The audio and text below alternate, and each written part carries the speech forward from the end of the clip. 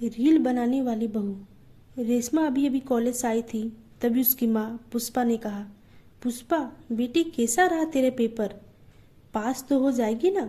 रेशमा, माँ तुम्हारे कहने से मैं कॉलेज जा रही हूँ, यही काफ़ी नहीं है? वहाँ मैं नकल कर रही हूँ, पास होगी तो ठीक, नहीं तो मुझे रील बनाने में मज़ा आता है। पुष्पा, हे भगवान, फिर से रील? तेरा तो रील से पेट ही नहीं भरता। कल तेरी शादी होगी तो ऐसी लड़की से शादी कौन करेगा? रेशमा हर दिन माँ को समझाती, लेकिन पुष्पा पुराने ख्यालों की थी, इसलिए रेशमा बिना उससे बात करे अपने कमरे में चली गई और मोबाइल में से रील बनाने लगी। यह उसका रोज का काम था। वह मोबाइल से रील बनाती और उसे यूट्यूब और इंस्टाग्राम पर अपलोड कर देती थी।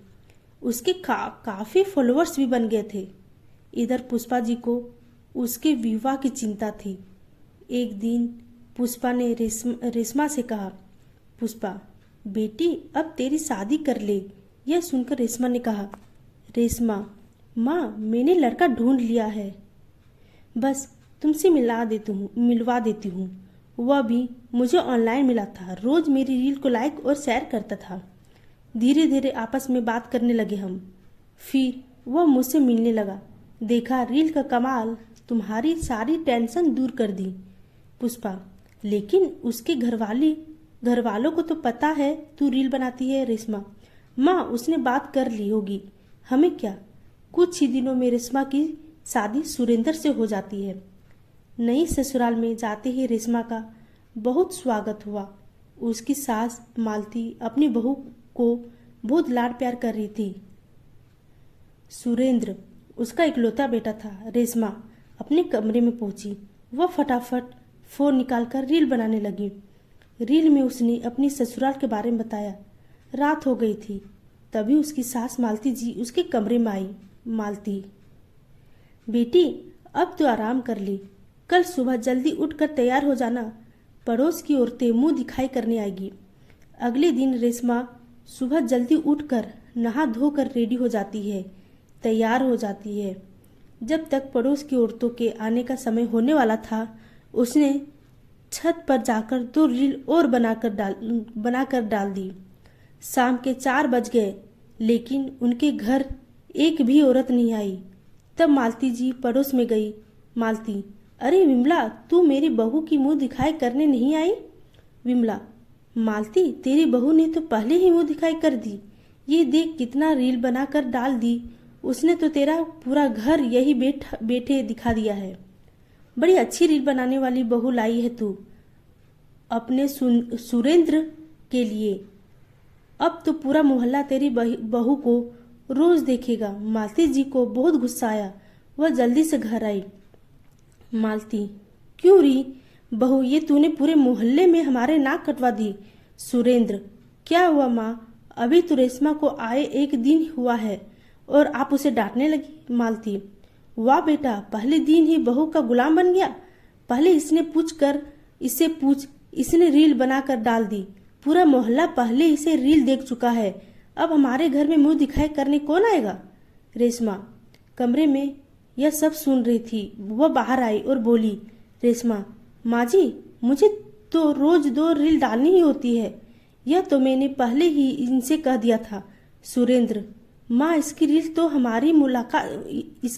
ही तो हमारी मुलाकात हुई है। मालती, देख सुरेंद्र, मुझे गुस्सा मत दिला, तू मेरा इकलौता बेटा है, इसलिए मैं लव मैरिज को तैयार हो गई। इसे यहाँ रहना है तो रील बनाना बंद करना पड़ेगा। रेशमा, सासू माँ आप जो मर्जी कहे, मैं अपना करियर खराब नहीं कर सकती। सुरेंद्र, अरे रेशमा तू चुप हो जा, मैं माँ से बात करता हूँ, तू अंदर जा। रेशमा गुस्सा होकर कमरे में चली जाती है। सुरेंद्र माँ को समझाने की कोशिश करता है, लेकिन मालती जी का गुस्सा 7वें आसमान पर था। अगले दिन सुबह जब सुरेंद्र सुबह दूध लेने जा रहा था तो 2 लड़के उसे मिले।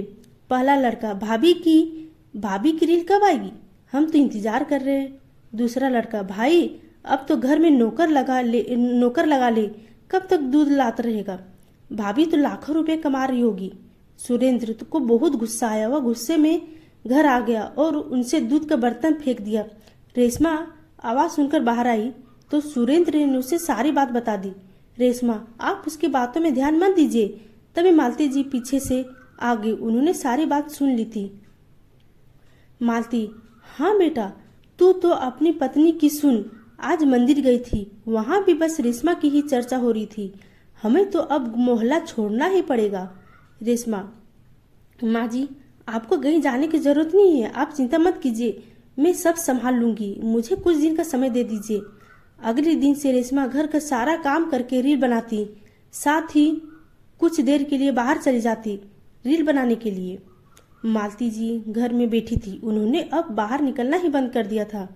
एक दिन कुछ औरतें उनके घर आ गई। उनमें विमला भी थी। विमला, बहन, हमें माफ कर दे, हमने तेरी बहू को गलत समझा, उसका मजाक उड़ाया, लेकिन आज उसकी वजह से हमारा पूरा एरिया बहुत साफ हो गया। साफ पानी आने लगा और सारे गुंडे को पुलिस पकड़ कर ले गई। मालती, बहू, ओ बहू, इधर आ, ये सब क्या कर दिया तूने? रेशमा, माजी में जब घर से बाहर रील बनाने जाती थी तो इस एरिया की जो भी समस्या होती थी, जैसे सफाई, गंदा पानी, गुंडागर्दी, इन सब पर रील बनाकर पोस्ट कर देती थी। विमला, बहू, हमने सब मना लिया है। अब तो इलेक्शन में भी तुझे ही टिकट दिलाएंगे वो, और वोट भी तुझे देंगे। मालती, बहू, मुझे माफ कर दे, मैंने तुझे गलत समझा। रेशमा, माँ जी, मैं तो आपको गुस्सा ठंडा होने का इंतजार कर रही थी। ये देखिए मैं आपके लिए क्या लाई हूँ। रेशमा, एक डायमंड नेकलेस अपनी सास को देती है। मालती, बेटी ये क्या है? ये तो बहुत महंगा लग रहा होगा। रेशमा, हाँ माँ जी, 5 लाख का है, ये पैसे रील बनाकर ही कमाए हैं मैंने। विमला, बेटी हमारे बहू को भी रील बनाना सिखा दे, घर का काम तो काम में ही कर लूंगी। यह सुनकर सब हंसने लगे।